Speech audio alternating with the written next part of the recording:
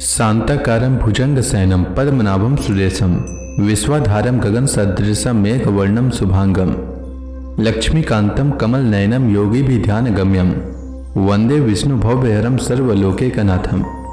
मंगलम भगवान विष्णु मंगलम गरुड़ध्वज मंगलम पुंडरीकाक्ष मंगलाय तनोहरि। ओम नमो भगवते वासुदेवाय। आज का दिन आप सभी के लिए मंगलमय हो। आज सावन महीने का 7वां दिन है। सावन महीने में प्रतिदिन श्रीमद् भागवत महापुराण की कथा का श्रवण करना चाहिए। इससे जीवन में होने वाली अज्ञानवश पाप कर्मों से छुटकारा मिलता है। साथ ही 1000 गोदान के बराबर पुण्य की प्राप्ति होती है। हमारे चैनल पर आप प्रतिदिन श्रीमद् भागवत महापुराण की कथा का श्रवण कर सकते हैं। साथ ही इस चैनल पर सावन मास में आने वाली सभी व्रतों की कथा और व्रत से जुड़ी जानकारी भी व्रत से पहले उपलब्ध करा दी जाती है। इसलिए हमारे चैनल को अवश्य सब्सक्राइब करें। साथ ही बेल आइकन को भी दबा दें और कथा अच्छी लगे तो लाइक अवश्य करें। अब आइए सुनते हैं सावन मास कथा का 7वां अध्याय। श्री सुखदेव जी कहते हैं, परीक्षित, एक दिन श्री कृष्ण वन में ही कलेवा करने के विचार से बड़े तड़के उठ गए और सिंगी बाजे की मधुर मनोहर ध्वनि से अपने साथी ग्वाल बालों को मन की बात जनाते हुए उन्हें जगाया और बछड़ों को आगे करके वे व्रज मंडल से निकल पड़े। श्री कृष्ण के साथ ही उनके प्रेमी सहस्त्रों ग्वाल बाल सुंदर छीके, पेंत, सिंगी और बांसुरी लेकर तथा अपने सहस्त्रों बछड़ों को आगे करके बड़ी प्रसन्नता से अपने अपने घरों से चल पड़े। उन्होंने श्री कृष्ण के अगणित बछड़ों में अपने अपने बछड़े मिला दिए और स्थान स्थान पर बालोचित खेल खेलते हुए विचरने लगे। कोई किसी का छीका चुरा लेता तो कोई किसी की बेंत या बांसुरी। जब उन वस्तुओं के स्वामी को पता चलता तब उन्हें लेने वाला किसी दूसरे के पास दूर फेंक देता, दूसरा तीसरे के और तीसरा और भी दूर चौथे के पास। फिर वे हंसते हुए उन्हें लौटा देता। यदि श्याम सुंदर श्री कृष्ण वन की शोभा देखने के लिए कुछ आगे बढ़ जाते तो पहले मैं छूऊंगा, पहले मैं छूऊंगा। इस प्रकार आपस में होड़ लगाकर सब के सब उनकी ओर दौड़ पड़ते और उन्हें छू छू कर आनंद मग्न हो जाते। कोई बांसुरी बजा रहा है तो कोई सिंगी ही फूंक रहा है, कोई कोई भौरों के साथ गुनगुना रहा है तो बहुत से कोयलों के स्वर में स्वर मिलाकर कुहू कुहू कर रहे हैं। एक और कुछ ग्वाल बाल आकाश में उड़ते हुए पक्षियों की छाया के साथ दौड़ लगा रहे हैं तो दूसरी ओर कुछ हंसों की चाल की नकल करते हुए उनके साथ सुंदर गति से चल रहे हैं। कोई कोई बंदरों की पूंछ पकड़कर खींच रहे हैं तो दूसरे उनके साथ इस पेड़ से उस पेड़ पर चढ़ रहे हैं। कोई कोई उनके साथ मुंह बना रहे हैं तो दूसरे उनके साथ एक डाल से दूसरी डाल छलांग मार रहे हैं। भगवान श्री कृष्ण ज्ञानी संतों के लिए स्वयं ब्रह्मानंद के मूर्तिमान अनुभव हैं। दासी भाव से युक्त भक्तों के लिए वे उनके आराध्य देव परम ऐश्वर्यशाली परमेश्वर हैं और माया मोहित विषयांधों के लिए वे केवल एक मनुष्य बालक हैं। उन्हीं भगवान के साथ वे महान पुण्यात्मा ग्वाल बाल तरह तरह के खेल खेल रहे हैं। बहुत जन्मों तक श्रम और कष्ट उठाकर जिन्होंने अपनी इंद्रियों और अंतःकरण को वश में कर लिया है, उन योगियों के लिए भी भगवान श्री कृष्ण के चरण कमलों की रज अप्राप्य है। वही भगवान स्वयं जिन व्रजवासी ग्वाल बालों की आंखों के सामने रहकर सदा खेल खेलते हैं, उनके सौभाग्य की महिमा इससे अधिक क्या कही जाए। इसी समय अघासुर नामक महान दैत्य आधमका, उससे श्री कृष्ण और ग्वाल बालों की सुख में कीड़ा देखी न गई। उसके हृदय में जलन होने लगी। वह इतना भयंकर था कि अमृत पान करके अमर हुए देवता भी उससे अपने जीवन की रक्षा के लिए चिंतित रहा करते थे और इस बात की बाट देखते रहते थे कि किसी प्रकार से इसकी मृत्यु का अवसर आ जाए। अघासुर पुतना और बकासुर का छोटा भाई तथा कंस का भेजा हुआ था। वह श्री कृष्ण, श्रीदामा आदि ग्वाल बालों को देखकर मन ही मन सोचने लगा कि यही मेरे सगे भाई और बहन को मारने वाला है, इसलिए आज मैं इन ग्वाल बालों के साथ इसे मार डालूंगा। जब ये सब मरकर मेरे उन दोनों भाई बहनों के मृत तर्पण की तिलांजलि बन जाएंगे तब ब्रजवासी अपने आप मरे जैसे हो जाएंगे। संतान ही प्राणियों के प्राण हैं। जब प्राण ही न रहेंगे तब शरीर कैसे रहेगा। इसकी मृत्यु से ब्रजवासी अपने आप मर जाएंगे। ऐसा निश्चय करके वह दुष्ट दैत्य अजगर का रूप धारण कर मार्ग में लेट गया। उसका वह अजगर शरीर 1 योजन लंबे बड़े पर्वत के समान विशाल एवं मोटा था। वह बहुत ही अद्भुत था। उसकी नियत सब बालकों को निगल जाने की थी, इसलिए उसने गुफा के समान अपना बहुत बड़ा मुंह फाड़ रखा था। उसका नीचे का होठ पृथ्वी से और ऊपर का होठ बादलों से लग रहा था। उसके जबड़े कंदराओं के समान थे और दाढ़ी पर्वत के शिखर से जान पड़ती थी।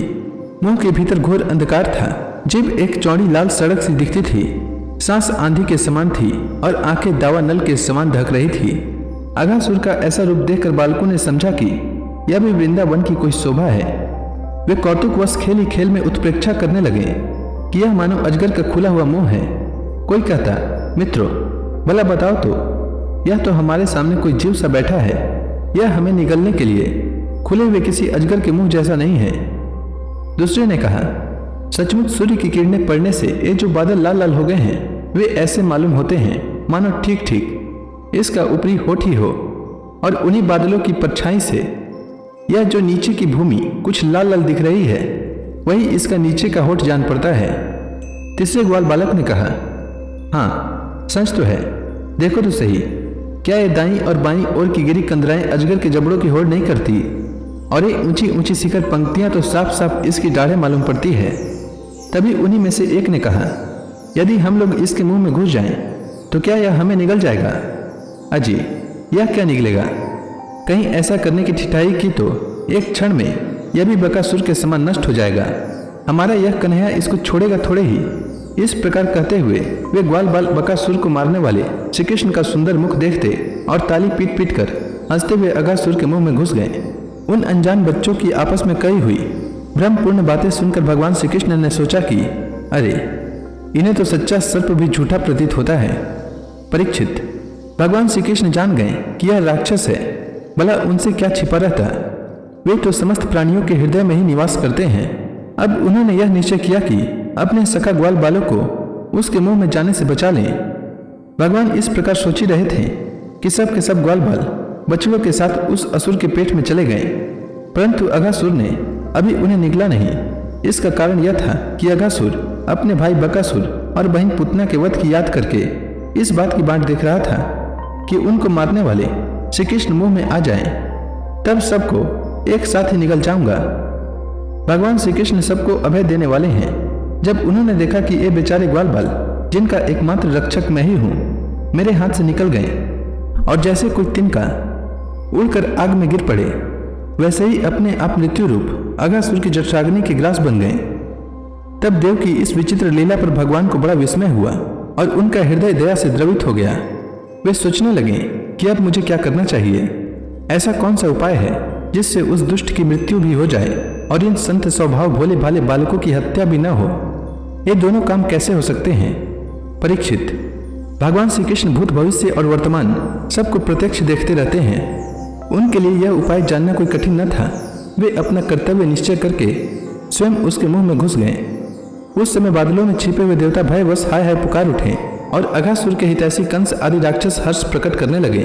अघासुर बछड़ों और ग्वाल बालों के सहित भगवान श्री कृष्ण को अपनी डाढ़ों से चबा चबा कर चूर चूर कर डालना चाहता था, परंतु उसी समय अविनाशी श्री कृष्ण ने देवताओं की हाय हाय सुनकर उसके गले में अपने शरीर को बड़ी फुर्ती से बढ़ा लिया। इसके बाद भगवान ने अपने शरीर को इतना बड़ा कर लिया कि उसका गला ही रुंध गया। आंखें उलट गई। वह व्याकुल होकर बहुत ही छटपटाने लगा।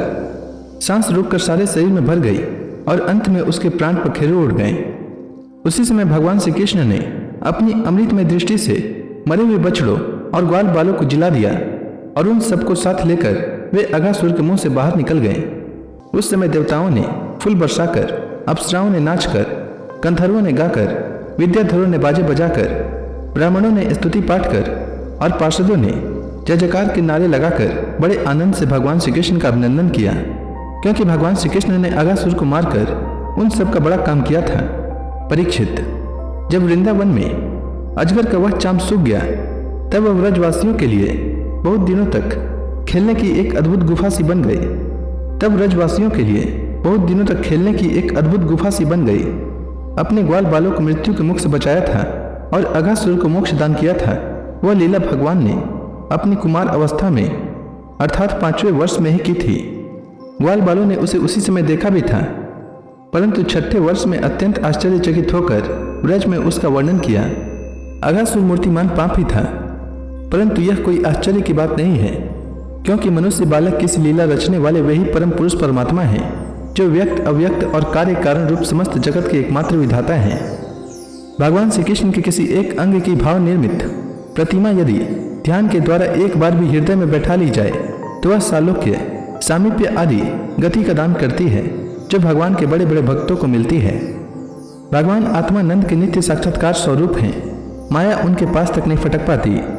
वही स्वयं अगासुर के शरीर में प्रवेश कर गए।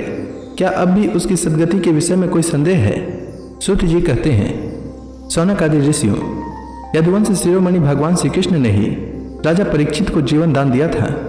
उन्होंने जब अपने रक्षक एवं जीवन सर्वस्व का यह विचित्र चरित्र सुना, तब उन्होंने फिर श्री सुखदेव जी महाराज से उन्हीं की पवित्र लीला के संबंध में प्रश्न किया। इसका कारण यह था कि भगवान की अमृतमय लीला ने परीक्षित के चित्त को अपने वश में कर रखा था। तो इसी के साथ श्रीमद् भागवत महापुराण में वर्णित अगासुर का उद्धार नामक यह अध्याय समाप्त हुआ। इसके आगे की कथा मैं कल के अध्याय में सुनाऊंगा। तब तक के लिए भगवान हरि का नाम लेते रहें। तो प्रेम से बोलिए भगवान विष्णु की जय, श्री कृष्ण भगवान की जय, समस्त देवी देवताओं की जय।